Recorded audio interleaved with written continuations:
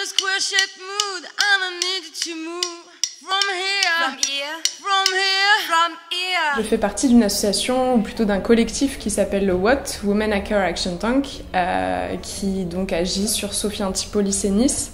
Donc, vu qu'on a une centaine de participants, on a un petit budget qu'on peut se permettre d'allouer à une association. Et cette année, donc l'année dernière, c'était le planning familial. Il faut faire la promotion des femmes parce qu'on est toutes parties d'un constat. En fait, beaucoup de membres du collectif, elles sont dans les milieux de l'informatique et du technique. Et toutes, vraiment toutes, on a une expérience, on va dire, de vécu de machisme affirmé, ou même d'incompréhension de la part d'autres femmes. Et le fait que ces gens cataloguent aussi facilement nos comportements ou nos métiers, si on s'affirme trop, si on a un tempérament un peu plus leader, etc., ça nous incite à penser qu'il y a encore de l'éducation à faire et de l'insensibilité à avoir les outils pour le développement des femmes entrepreneurs, parce qu'elles ont énormément de problèmes en termes de levée de fonds, les outils pour le leadership, la charge mentale, comment lutter contre la charge mentale, et ça va aussi tourner autour de tout ce qui est briser le plafond de verre dans les entreprises. Le plafond de verre, en fait, c'est qu'on s'aperçoit que les femmes,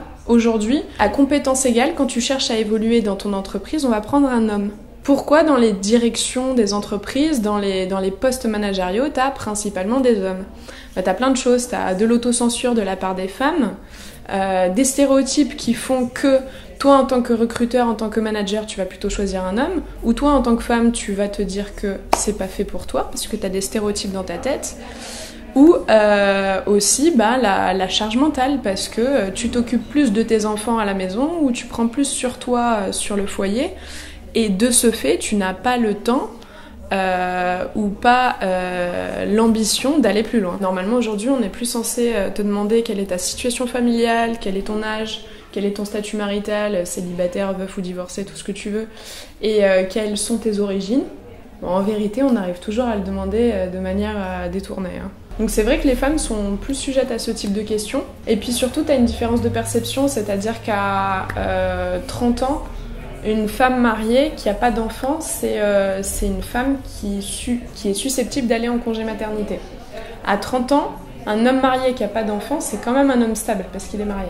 Il y a encore deux choses. La première, c'est la législation, elle permet aux employeurs, entre guillemets, de payer les femmes moins, à même titre, à même poste. En gros, il y a à peu près 13% d'écart de salaire dans le public et un peu plus encore, 17% ou 18% dans le privé. Deuxièmement, il y a aussi les femmes qui demandent d'elles-mêmes des salaires moins élevés. En moyenne, entre 5 et 10 000 euros annuels de moins qu'un homme, quand on leur demande quelle est leur fourchette de salaire.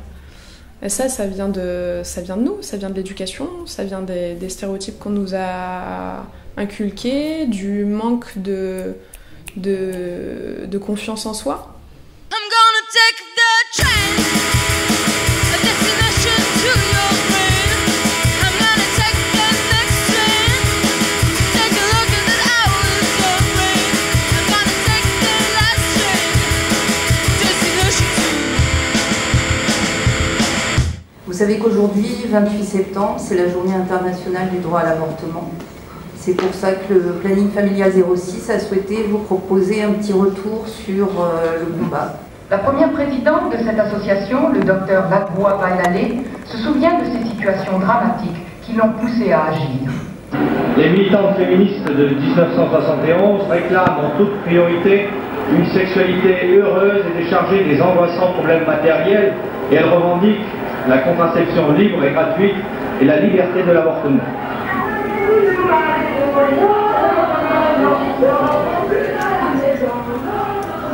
Je dis qu'il est plus traumatisant, et toutes les femmes le savent, d'élever des enfants que d'avorter. Un avortement fait sciemment, délicatement, et je ne sais plus qui a dit tout à l'heure, je ne sais plus parce qu'on va pas laisser parler, a dit qu'il s'agissait de cas particuliers. En effet, il s'agit de cas particuliers. Chaque femme doit se faire avorter dans les conditions qu'elle souhaite. Vous êtes tous des hommes là, il y a des millions de femmes en France, et on est en train de discuter de savoir si on doit leur donner la liberté, si elles sont capables de prendre leurs responsabilités. En somme, nous sommes des petites personnes inintelligentes, comme des petits chiens qu'on doit promener de telle heure à telle heure, et on ne nous donne pas notre autonomie, l'autonomie de notre corps. La parole est à Monsieur Foyer.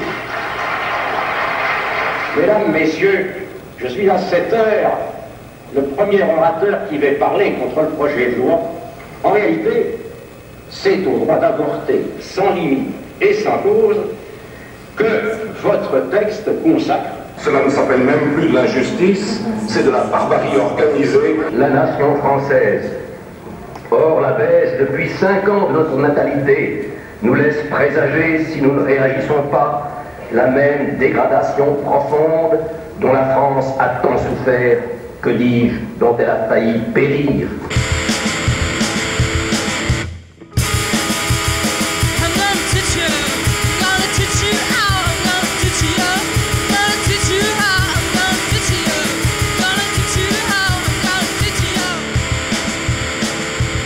Donc c'est en fait un jeu coopératif d'aide à la conception d'actions militantes. Donc avec des actions directes tant en termes d'écologie, migrants, justice environnementale, féminisme, animalisme. Le plus connu c'est l'Agitprop, jusque évidemment dans les actions féministes, mais également les actions pour la paix, anti-guerre, les blocages, les grandes manifestations. C'est pas parce que tu as compris, tu as conscientisé justement des problématiques, tu te trouves un peu démuni, il te dit dans l'action directe comment aussi conscientiser d'autres personnes. À chaque action, sa créativité, et encore une fois c'est le collectif qui décide. La vision, après il y a la question de la mission. Ensuite, il y a l'objectif. Là, on rentre de plus en plus dans le sujet. On va évaluer bien sûr des risques par rapport à ça. Et ensuite, on va établir une stratégie en se posant donc 3 questions clés qui sont choisissez la bonne cible. Quelle est la cible de l'action? En fait, c'est une autre forme de modalité. Faire venir aussi par le jeu des personnes qui auraient un point de vue, disons, la militance, c'est austère, c'est triste, on se retrouve dans une salle. Il y a des gens aussi tout simplement qui n'aiment pas parler pendant des heures, ils aiment être dans l'action. Et donc là, quand on leur dit, ok, une action, mais une action ça se prépare, et ben ça, il s'agit tout simplement de la préparer ludiquement. Comme disait Emma Goldman, je ne veux pas participer à une révolution si je ne peux pas danser. Et d'autres disent en effet lutter avec joie. Bien sûr, dès que si la lutte, elle ne permet pas la danse, elle ne permet pas d'être joyeux aussi dans la lutte, les forces s'épuisent très vite. La joie, la créativité, le mouvement, tout ça, ça participe de l'action. L'objectif, bien sûr, c'est de la réaliser en direct, parce qu'encore une fois, on peut s'entraîner, on peut rester dans de la simulation, et ça peut s'arrêter là. Mais bien sûr, l'idéal, c'est qu'ensuite, ça se passe dans la vie, quoi. Ça commence quand? Vision, mission, objectif, risque, stratégie. Teresa, là, elle est dans une action en effet là, qui est en cours depuis plusieurs années parce qu'elle a travaillé, elle a utilisé la stratégie du courrier légal. C'est aussi c'est une action. Là, on est un groupe. Attention, il n'y a pas d'individu. Mais ça débouche sur quoi? Une action concrète? Exactement. Qu'après on va faire? Exactement. Alors, conception et ensuite potentiellement mise en œuvre. Donner un cadre pour donner envie et une approche différente pour les gens en effet qui n'auraient pas la même appétence, le même feeling, la même spontanéité dans tiens je me lance dans une action, tu vois. Là la cible c'est quoi en fait? Le marketing genré par exemple, la cible ça pourrait être on sort de Noël donc tu as tous les jouets qui sont rayon bleu, rayon rose, tu vas dans un truc de fringues, tu n'as pas un rayon, en fait tu as 2 rayons opposés et tu dois forcément choisir ton camp en fait. Il y a plein de types justement de militance par l'humour en fait et je trouve qu'il faudrait axer là-dessus parce que les gens quand ils rigolent à quelque chose déjà ils se l'intègrent beaucoup plus rapidement que si c'est une leçon. Alors si on essaie de reformuler donc l'objectif par rapport au marketing genré, là c'est vrai qu'on n'est pas face à quelque chose avec un délai. Quand tu as une stratégie, il faut prendre en compte les contraintes et l'état des lieux de la situation. Et une occupation, elle marche très bien dans un cas de Notre-Dame-des-Landes, par exemple, parce que tu as énormément de monde. À Nice, pour une action, on est... tu vois, les stratégies que tu vas employer vont dépendre aussi des contraintes locales que tu as. Si tu es 10, tu peux pas occuper, ça sert à rien.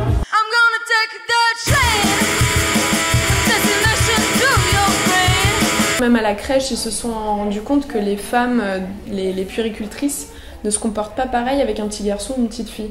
Quand un petit garçon il monte sur un tas de cartons qui risque de se faire mal, bah, ils lui disent de redescendre, mais il reste là, ils attendent qu'il redescende tout seul, et puis s'il se fait mal, tant pis. Quand c'est une petite fille, tout de suite, elles la prennent dans les bras, elles lui disent attention, fais attention, tu vas te faire mal. Je suis féministe, tout simplement. J'ai pas un besoin d'une action précise. Au final, je suis simplement pour qu'on reconnaisse qu'il y a un problème d'égalité entre les hommes et les femmes. Et à partir du moment où on le reconnaît, on peut mettre en place des actions.